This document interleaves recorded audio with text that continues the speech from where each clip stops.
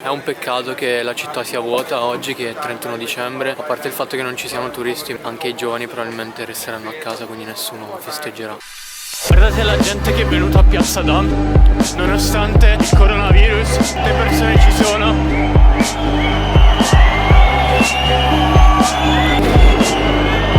Come ti chiami, spero? Guido Contreras. C'è la polizia che vigila.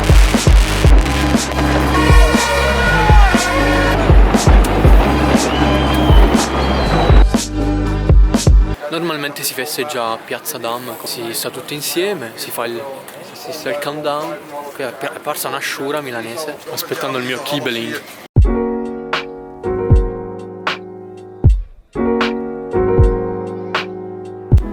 Ora sono completamente vuote, non c'è nulla. Quest'area è completamente desolata. Questo qui è il quartiere Ariciliosse, vuoto. Ci sono solamente 2 o 3 spacciatori che urlano e gridano ogni tanto. È prevista anche una multa di 95 euro per chi filma, riprenda le signorine mentre stanno lavorando nelle vetrine. Qui le chiamano windows.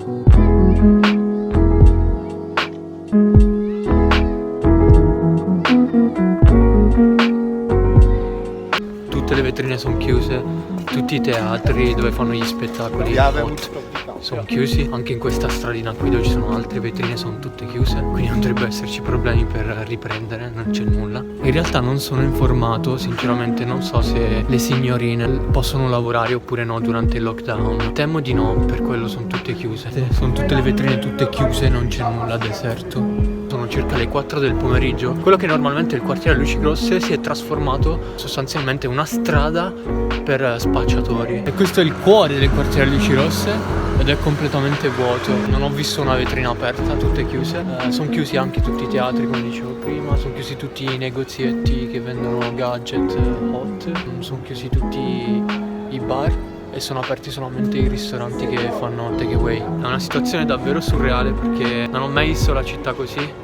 Nonostante fossi arrivato ad agosto e già ad agosto c'erano i primi segnali, ma adesso è veramente assurda. Cioè se venisse qui qualcuno che l'ha visitata in un periodo in cui era piena di turisti, davvero che rimarrebbe sconvolto. Adesso vado in direzione Fond del Park, che è un altro posto che ho visitato 3 anni fa. Voglio andare a vederlo nuovamente perché quando mi sono trasferito qui ad agosto non ci sono stato. Ora entro da Febo, vi faccio vedere com'è questa catena di fast food olandese, come funziona, qual è il concept.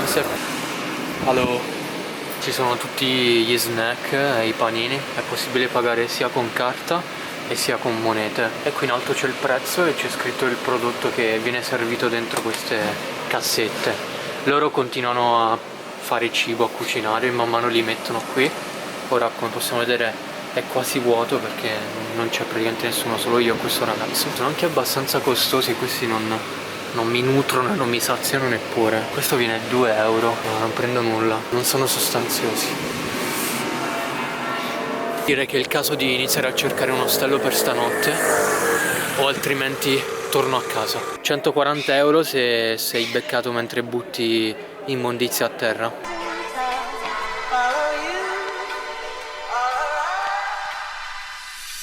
I ristoranti si stanno preparando all'interno per consegnare gli ordini.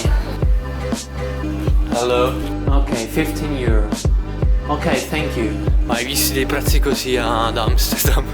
Per questo che ho cercato per dormire in un ostello, in una stanza con 4 letti, in una stanza con camerata da 4, 15 euro, il 31 dicembre. Mamma mia, meno male che non ho prenotato in anticipo perché si trovano delle occasioni. Quindi buono a sapersi, se non trovo nulla, stasera vengo a dormire qui per 15 euro, ottimo. Questa qui è la zona dello shopping dove ci sono tutti i negozi di abbigliamento, di moda, brand più famosi, lì c'è anche Starbucks, KFC, quindi sono anche i negozi di fast food, c'è McDonald's, i ristoranti, lì c'è Primark e qui di fronte a me c'è The Bijenkorf, che è una catena di grandi magazzini olandesi. Questo sarà più o meno 3-4 piani, un po' come quello che c'è anche a Rotterdam, dove ci sono negozi di gioielli, trucchi, abbigliamento, calzature.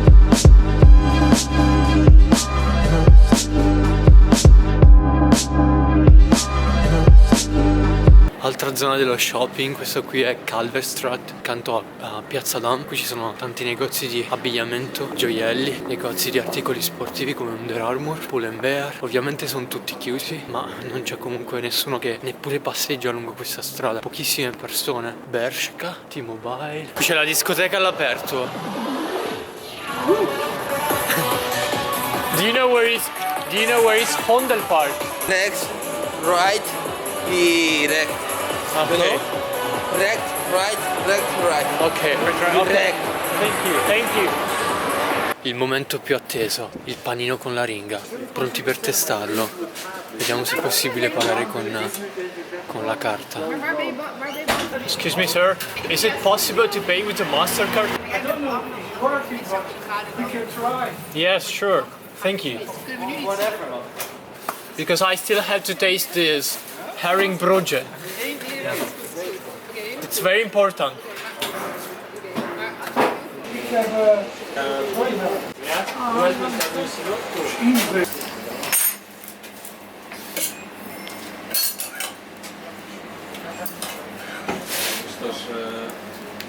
Finalmente, eccolo qui. Questo qui è un filetto di aringa crudo, marinato e servito con cetriolini tagliati a fettine sottili e cipolla tagliata a cubetti. Finalmente lo proverò. Molto eccitato di provare questo, vediamo. È un grande passo oggi, è un grande momento. Stiamo per compiere qualcosa di straordinario, di maestoso.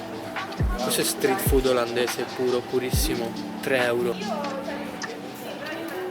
È super viscido, ma è fresco ed è buono. È viscidissimo.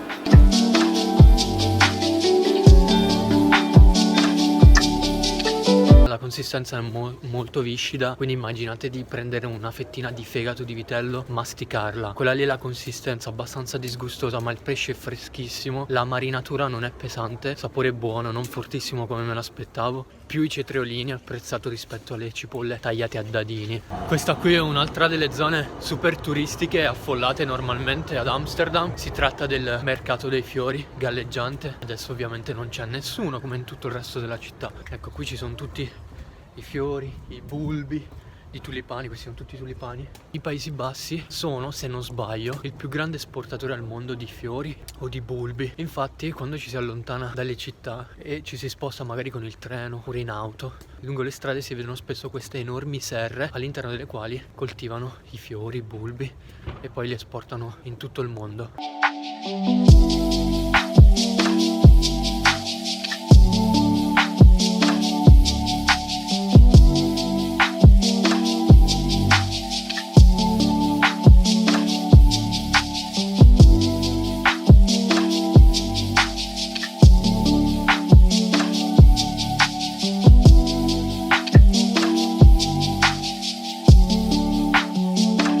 Adesso mi trovo di fuori del centro storico, qui infatti cambia anche l'architettura, troviamo abitazioni più moderne rispetto a quelle tradizionali olandesi che si trovano lungo i canali nel centro storico e sono sempre in direzione Vondelpark.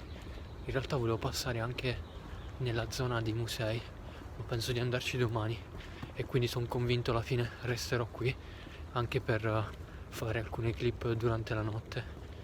E sì, penso probabilmente andrò a Piazza Dam a mezzanotte.